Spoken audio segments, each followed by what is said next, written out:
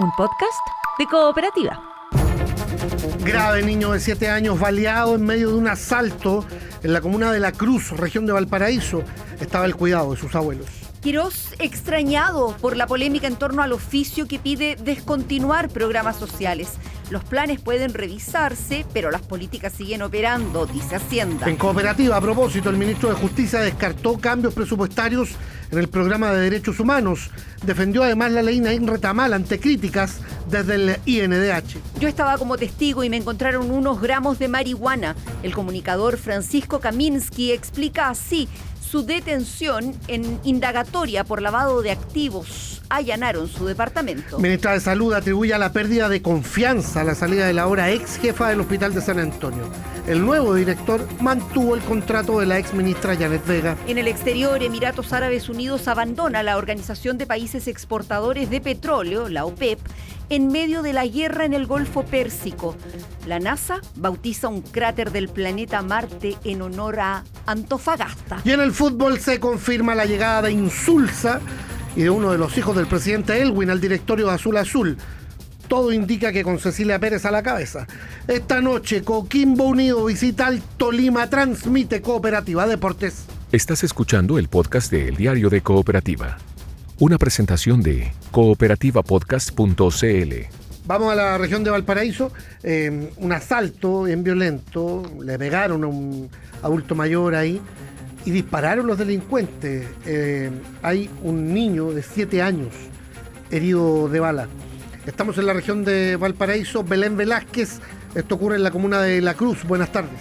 Hola Rodrigo, buenas tardes. Sí, un niño de 7 años resultó baleado durante esta madrugada en medio de un asalto perpetrado en una parcela de la comuna de La Cruz, específicamente en la localidad de Pucochay, esto al interior de la región de Valparaíso. Allí esta madrugada ingresaron 4 sujetos a un domicilio para robar especies, preliminarmente joyas avaluadas en 3 millones de pesos, a una pareja de adultos mayores que residen en esa vivienda y que al momento del atraco se encontraba al cuidado de su nieto, quien se habría asustado en medio de esta situación, reaccionando con un grito, contexto en el que fue baleado por los antisociales. Producto de este asalto, el hombre mayor de edad, adulto mayor, resultó con una fractura producto de golpes que le propinaron los delincuentes y el menor baleado recibió un baleo en uno de sus hombros, una lesión que lo mantiene internado grave, pero fuera de riesgo vital. El fiscal contra el crimen organizado, José Uribe, se refirió a este asalto que se investiga junto con la Brigada Investigadora de Robos de la PDI. Cerca de las 4:30 de la mañana, tomamos conocimiento como equipo ECO de la ocurrencia de un delito con lesiones con arma de fuego a un menor de 7 años de edad, hecho ocurrido en la comuna de La Cruz, en contexto de un delito de robo violento en lugar habitado, en circunstancias que se encontraba el menor, junto con su grupo familiar, entre un grupo de sujetos encapuchados y en los cuales estamos trabajando para su individualización, los cuales en el contexto, uno de ellos, porque el menor estaba llorando, lo lesiona con un arma de fuego en su cuerpo. Actualmente el niño se encuentra fuera de riesgo vital y estamos trabajando incesantemente junto al equipo ECO para esclarecer a los autores y proceder a sus detenciones. El Seremi de Seguridad de la región de Valparaíso, Hernán Silva, manifestó su preocupación por este hecho, este asalto que termina con este menor de 7 años baleado en la provincia de Quillota y que es un hecho que se suma a 2 homicidios que ocurren el fin de semana también acá en la región, en Calera y Quilpué. Uno de ellos sigue frustrado. Un fenómeno de incremento de violencia y delincuencia que ha sido casi cultural de décadas en este país. Al cual el presidente José Antonio Kast está decidido a enfrentar con dureza, y esa es mi misión y en eso vamos a estar, y tengo fe en que vamos a revertir o a lograr por lo menos mitigar este incremento que ha sucedido respecto de estos homicidios que han pasado, como ya les he explicado varias veces, han sucedido intramuros, es decir, imposible de poder determinarlos en la vía pública preventivamente, sino que suceden al interior de domicilios en contexto de violencia intrafamiliar o de relaciones muy cercanas entre personas que tienen comportamientos delictuales entre ellos y cobran sus cuentas. Sí, continúan las diligencias entonces para dar con la identidad y el paradero de a lo menos estos 4 asaltantes encapuchados que esta madrugada irrumpieron en un domicilio de la comuna de La Cruz, provincia de Quillota, para cometer un asalto en el que un hombre de la tercera edad resultó con fracturas y su nieto de 7 años con un disparo en uno de sus hombros, una lesión que lo mantiene hospitalizado, grave, pero afortunadamente fuera de riesgo vital. La verdad es que una suerte de turbazo lo que se produjo allí. Esto es la comuna de La Cruz, una zona más bien rural. Un niño de 7 años baleado, su abuelo golpeado, tiene una fractura el caballero. No hay detenidos hasta donde se sabe todavía. Belén, muchas gracias. Buenas tardes. Y en Padre Hurtado, una pareja de adultos mayores falleció en medio de un incendio. Sabemos también de la operación Rey David, una banda criminal que lavaba activos en una automotora. Hay un conductor de televisión detenido, luego liberado. Felipe Cofré, buenas tardes. Buenas tardes, Vero. Claro, hablamos del operativo denominado Rey David, que terminó con 18 personas detenidas y 43 vehículos incautados de además alto valor. De madrugada la PDI, a través de la Brigada Antinarcóticos, ingresó a 26 domicilios en las regiones de Valparaíso, la región metropolitana y de O'Higgins, con el objetivo de encontrar pistas respecto a una organización criminal que ocupaba una automotora en Puente Alto denominada Autos Chocados Incar, que era utilizada para blanquear el dinero proveniente aparentemente de la venta de droga. El líder de la banda, David Muñoz, por eso el nombre del operativo, tenía además en una de sus propiedades un museo de vehículos de colección y automóviles que superaban incluso los 200 millones de pesos. Dentro de los allanamientos, el departamento del comunicador Francisco Kaminsky también fue intervenido. Se encontraba como testigo en la investigación este animador de televisión. Sin embargo, fue detenido por poseer marihuana. Luego de una hora más o menos detenido, quedó en libertad al comprobarse que estas sustancias eran para el consumo personal. Escuchamos precisamente lo que dijo cuando quedó en libertad luego de ser interrogado en el cuartel policial de la PDI en Estación Central. Nadie me logró explicar porque me imagino que se dieron cuenta del cagazo y el fiscal dijo déjenlo que se vaya a la casa. David es el dueño de Sincar. Lo conocí a través de un amigo mío que me lo presentó y después él llegó al canal a auspiciar a la red un programa que hacíamos de noche. Yo le compré un auto, pero tengo muchos amigos que le compraron auto también. Un clonazepam y por 3.5 gramos de marihuana que me regaló un amigo cuando no podía dormir. ¿Qué fue lo que buscaban en tu departamento? ¿Tú recibías algún tipo? No sé qué buscaban, pero dejaron la cagada. Dejaron la cagada. Me gustaron a la puerta, bueno, a las 5, como si fuera.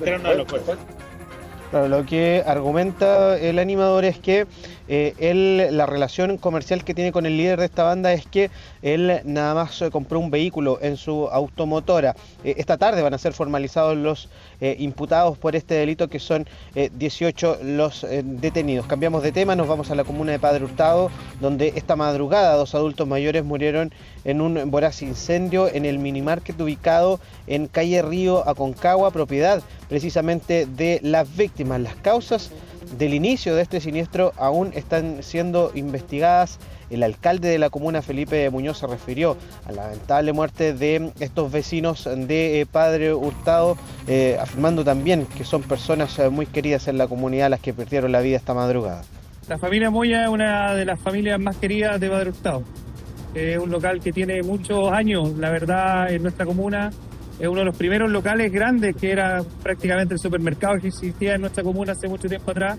Y la verdad es que son personas que son muy queridas, 2 adultos mayores que tienen un vínculo tremendo con su comunidad y su familia también, sus hijos, sus nietos también que trabajan acá y han estado presentes durante todo este momento. La verdad duele bastante la situación. Y esto se suma al violento robo de un vehículo, un hombre que se encontraba estacionado en la avenida Macul con el Líbano durante la noche de ayer, cuando fue abordado por 4 delincuentes que circulaban a pie y se llevaron su auto tras intimidarlo con armas de fuego. Es parte de la información policial de las últimas horas acá en la región metropolitana. Y lo que sigue en desarrollo, como contabas tú, es esta operación Rey David, que ya tiene 43 autos decomisados, 18 detenidos, una investigación por lavado de activos y narcotráfico que ha tenido a Francisco Kaminsky entre los detenidos, aunque él ya fue liberado durante la mañana. Gracias, Felipe. Buenas tardes. Buenas tardes. Vamos a la isla grande de Chiloé, una tragedia. Ahí en Quellón, Sole Lorca tiene el informe. Buenas tardes, Sole.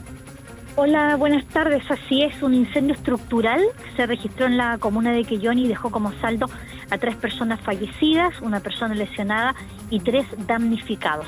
El siniestro afectó a una casa habitación pareada ubicada en calle Ignacio Carrera Pinto al llegar con Doctora West. Producto de este fuego también se vio comprometido parte del entretecho de una iglesia evangélica colindante. De acuerdo a lo indicado, durante las labores de emergencia desarrolladas por bomberos y en fase ya de liquidación del incendio se confirmó el hallazgo de 2 personas fallecidas al interior del inmueble, específicamente en un segundo piso, y minutos más tarde se confirmó el hallazgo de una tercera persona. El encargado de Emergencia y Seguridad Pública del municipio de Quellón, Enrique Cárcamo, confirmó el fallecimiento de estas 3 personas.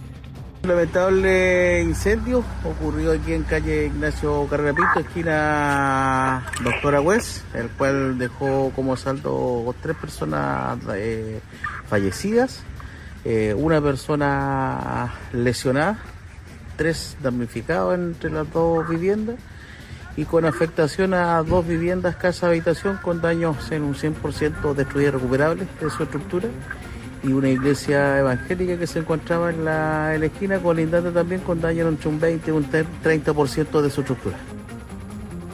En relación al control de la emergencia y el número de bomberos que trabajó en este siniestro, Eduardo Obando, comandante del Cuerpo de Bomberos de Quellón, entregó los detalles.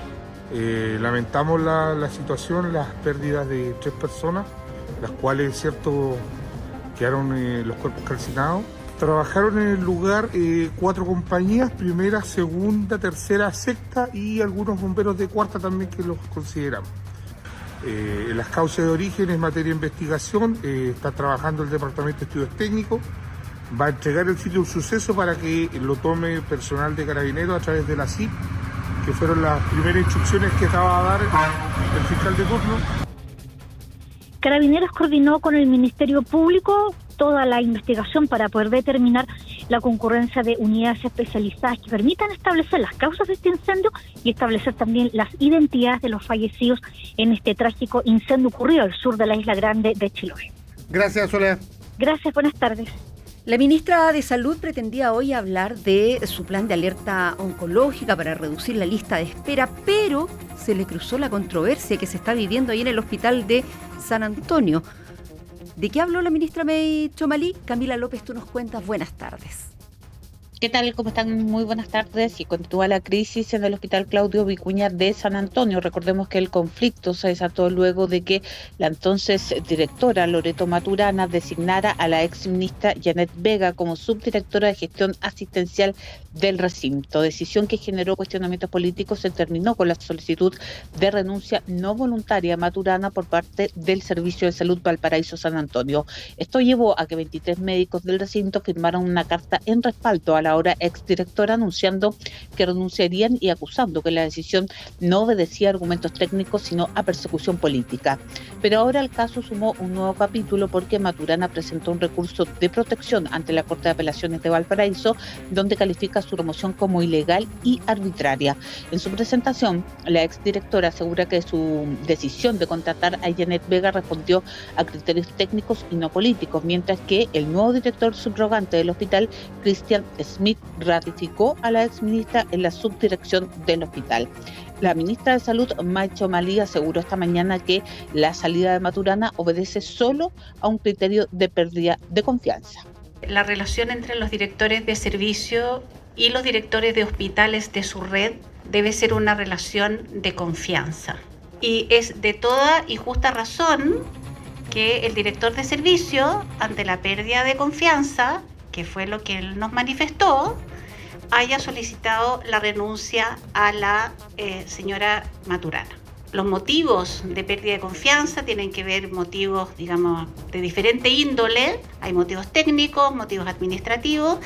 Bueno, y en paralelo a esta controversia, el Ministerio de Salud presentó el plan Alerta Oncológica, estrategia que busca hacerse cargo de los 33.702 pacientes GES y no GES que mantienen esperas prolongadas por diagnóstico o tratamiento de cáncer. Para ello, se dispuso un fondo extraordinario de 156.000 millones de pesos autorizado por Hacienda. El plan contempla 3 etapas. Primero, la identificación de casos, el contacto con los pacientes y el seguimiento de su proceso terapéutico. terapéutico. Hasta ahora los hospitales ya han logrado contactar al 53% de los casos priorizados y la meta es que todos tengan el primer vínculo antes del 30 de abril. Además, se habilitaron extensiones horarias en hospitales, cirugías y exámenes en las tardes y fines de semana, junto a una red complementaria de 21 centros públicos y privados en Santiago y regiones. Escuchemos al jefe del Departamento de Cáncer del MinSal, el doctor Alejandro Berkovich. Pacientes en espera y con retrasos de espera va a haber siempre, y eso es en todos los sistemas del mundo. Lo que a nosotros nos importa, además del número, es el tiempo en que resolvemos esos problemas.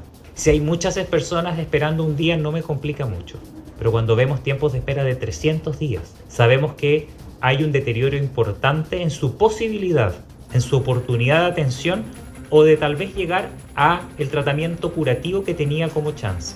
Nosotros estamos generando la posibilidad de que el sistema público de salud mejore su gestión y en caso de que no pueda tener la ayuda del sistema privado para que no pase más en Chile que personas se esperen de manera muy prolongada y eso traiga un deterioro en su salud. Bueno, según datos entregados por el Ministerio de Salud, los tipos de cáncer más frecuentes en la lista son el colorectal, el cervicuterino y también el cáncer de mama, mientras que la meta oficial es que al 31 de junio todos los casos identificados ya estén en vías de resolución o con su tratamiento en curso. La información con Camila López. Gracias. Buenas tardes, Camila. Buenas tardes. Estás escuchando el podcast de El Diario de Cooperativa.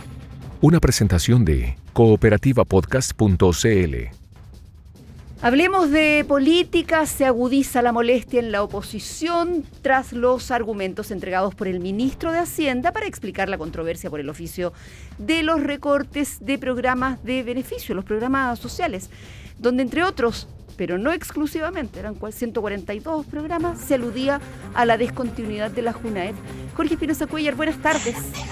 Sí, ¿qué tal, Verónica? Buenas tardes. Organizaciones de manipuladoras de alimentos llegaron hoy al frontis de la moneda para dejar una carta al presidente José Antonio Kast en la que manifiestan su preocupación por la posible eliminación del programa de alimentación escolar y piden que el gobierno, en un pronunciamiento formal, garantice la continuidad de esta política y resguarde las condiciones laborales de las trabajadoras. Esta mañana, en entrevista con Radio Infinita, el ministro Jorge Quirós se refirió precisamente al oficio enviado a los demás ministerios en el que se pide descontinuar 142 programas. Dijo que se trató de una comunicación interna entre ministerios que no está destinada a ser transmitida al público en general y que los comentarios al respecto son equivalentes a opinar sobre una carta entre dos personas. Hubo molestia por el intento de explicación dado por el secretario de Estado. Escuchamos al diputado del Partido Socialista, Marco Silavaca, y a su par del PC, Luis Cuello. Lo del ministro Quirós ya resulta ser patológico. Cuando todo Chile descubre su intención real de descontinuar una serie de programas importantes y trascendentales para toda la sociedad, resulta que hubo un problema, hubo un error en el término. No era descontinuar, era reformular. Ministro Quirós, mayor seriedad. Usted está a cargo de las finanzas públicas y usted le tiene que entregar certidumbre al país y a los mercados. La circular que emitió su ministerio no habla de diseño, habla de números, es decir, recomienda e instruye ajustar programas, reducir su presupuesto en un 15% al menos o descontinuarlos, es decir, llevarlos a 0 pesos. Y además no conoce el Estado. Este no es un procedimiento secreto y lo que pretende el ministro de Hacienda es quitarle los alimentos y los medicamentos a la gente sin que nadie se entere. El ministro Jorge Quirós ha intentado justificar el uso del término descontinuar en ese oficio, aludiendo al empleado también en el informe de la Comisión Asesora para la Contención del Gasto, creada por el exministro Mario Marcel. Sin embargo, en ese documento se lee: es importante señalar que la recomendación de descontinuar implica que el programa en su diseño actual no debe continuar operando. Más allá de las explicaciones, la preocupación se ha instalado sobre el futuro de más de 140 programas. Esta mañana en el Diario de Cooperativa, el ministro de Justicia, Fernando Rabat, aseguró que pese a la petición de Hacienda, se mantendrá el financiamiento para el programa de derechos humanos. Nosotros en verdad no vemos mayor problema porque siempre lo hemos entendido como una recomendación que hace la Dirección de Presupuesto, pero evidentemente que las decisiones las va a tomar el Ministerio de Justicia y Derechos Humanos, y en ese sentido lo que evidentemente ha sido una preocupación en estos días y con justa razón respecto a lo que se refiere al programa de derechos humanos, no se va a modificar la asignación presupuestaria que le va a corresponder en la ley de presupuesto siguiente, y eso hemos sido también extremadamente claros, y tratar de hacer las mejoras necesarias para que los servicios se puedan prestar del modo que sea más conveniente para toda la ciudadanía. Sin embargo, en el Ministerio de Salud, donde están también en entredicho varios programas, como el de prevención del suicidio, el de apoyo a la identidad de género, el odontológico integral o el de reparación y atención integral, ahí no pueden entregar, al menos hoy, la misma garantía dada por justicia. Escuchamos qué dijo al respecto hoy la subsecretaria de Salud, Alejandra Pizarro. Ellos tienen su atribución como Hacienda, ¿cierto?, de hacer sus evaluaciones, y por otro lado nosotros también hacemos obviamente nuestras evaluaciones técnicas. Quisiera no aventurarme a dar ningún veredicto en que si podrían ser o no modificados, pero insisto, que el Ministerio de Salud no va a eliminar, no ha eliminado ningún programa, no ha eliminado el programa de odontológico, ni el PAIC, ni ningún otro. Claro, el asunto es que no se discute sobre programas eliminados, sino que sobre programas que posiblemente no tengan presupuesto el próximo año. En lo inmediato, diputados del Partido Socialista, del Partido Comunista y de la Democracia Cristiana enviaron un oficio a UNICEF para que se pronuncie frente a lo que ellos consideran es la amenaza del gobierno del presidente Kast de eliminar el programa de alimentación escolar, algo que al menos el mandatario ha descartado. Jorge Espinosa Cuellar, gracias, buenas tardes. Buenas tardes, Verónica. Mario Franco en la política. A propósito de esto último, el emplazamiento de Esquella al segundo piso, que habla también de cierta molestia en el propio oficialismo. Lo que viene con el proyecto de reconstrucción, y ahí el ruido que hace la polémica entre el ministro Poduje, la presidenta del Senado, todo por la ley de humedales del senador de Urresti. En redes, al rojo aquello. Y está lo que hay que cerrar estos días, que es lo del sueldo mínimo, ¿no? Hay reuniones entre el gobierno y la CUT, ayer una, hoy día se supone que otra. Gonzalo Aguirre, de eso y más, buenas tardes. ¿Qué tal? Buenas tardes. Sí, pasado mañana es el último día de abril y se cumple también el plazo que tiene el Ejecutivo para enviar al Congreso el proyecto de ley de reajuste al salario mínimo mensual, que actualmente llega a los 539.000 pesos.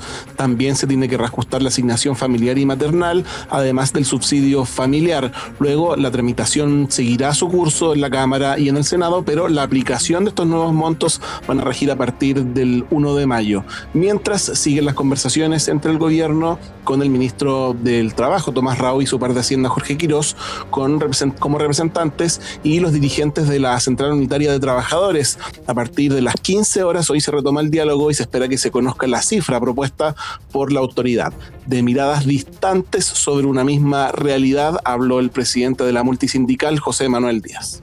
La lejanía es que nosotros creemos que mañana los trabajadores deben tener un incremento real que vaya a compensar lo que han perdido por efecto del petróleo, y el gobierno está mirando a 2, 3, 4, 5 años más el tema de la empleabilidad. Y nuestra propuesta es que mañana los compañeros puedan comprar más. La propuesta del gobierno es que busquemos una medida, una política de creación de empleo de aquí al futuro. Nosotros creemos en lo concreto y la negociación son anuales. Este año el coste de la vida para las y los trabajadores y para los ciudadanos es más caro. Conversaremos el 2027, el 2028, según sean las realidades, pero hoy día le pedimos a los ministros que vean la realidad.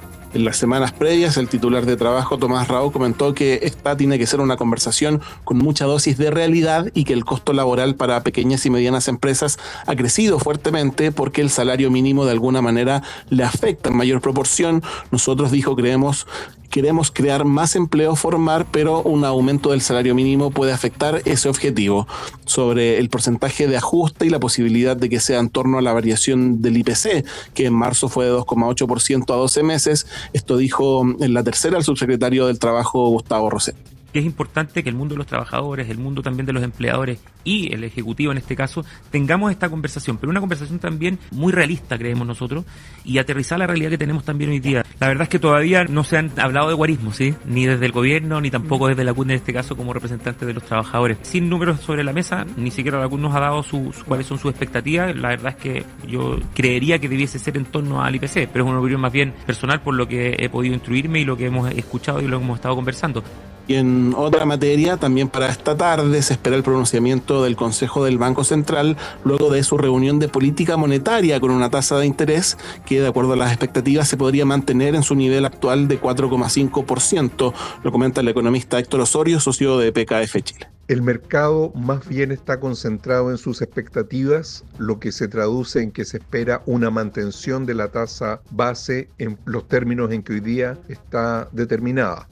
La mayoría pareciera apostar a que el Banco Central va a mantener la tasa base, sobre todo pensando en el efecto que va a tener en el mediano plazo el incremento en el precio de los combustibles, incremento que tiene un efecto multiplicador hacia el resto de la economía. Se espera el dato de la tasa para esta tarde y ojo que mañana tendremos la cifra de desempleo del primer trimestre del año y ya la próxima semana, después del feriado, partimos mayo con el IMASEC de marzo el lunes y cerramos con el IPC de abril el viernes. Días de cifra. Gonzalo, gracias. Chao, chao. Lo que está pasando. Síntesis informativa de El Diario de Cooperativa. Grave, niño de 7 años baleado en medio de un asalto en la comuna de La Cruz, región de Valparaíso. Estaba al cuidado de sus abuelos. Quirós extrañado por la polémica en torno al oficio que pide descontinuar programas sociales. Los planes pueden revisarse, pero las políticas siguen operando, dice Hacienda. En Cooperativa, a propósito, el ministro de Justicia descartó cambios presupuestarios en el programa de Derechos Humanos. Defendió además la ley Naín Retamal ante críticas desde el INDH. Yo estaba como testigo y me encontraron unos gramos de marihuana. El comunicador Francisco Kaminsky explica así su detención en indagatoria por lavado de activos. Allanaron su departamento. Ministra de Salud atribuye a la pérdida de confianza a la salida de la ahora ex jefa del Hospital de San Antonio. El nuevo director mantuvo el contrato de la ex ministra Janet Vega. En el exterior, Emiratos Árabes Unidos abandona la Organización de Países Exportadores de Petróleo, la OPEP, en medio de la guerra en el Golfo Pérsico. La NASA bautiza un cráter del planeta Marte en honor a Antofagasta. Y en el fútbol se confirma la llegada de Insulza y de uno de los hijos del presidente Elwin al directorio de Azul Azul. Todo indica que con Cecilia Pérez a la cabeza.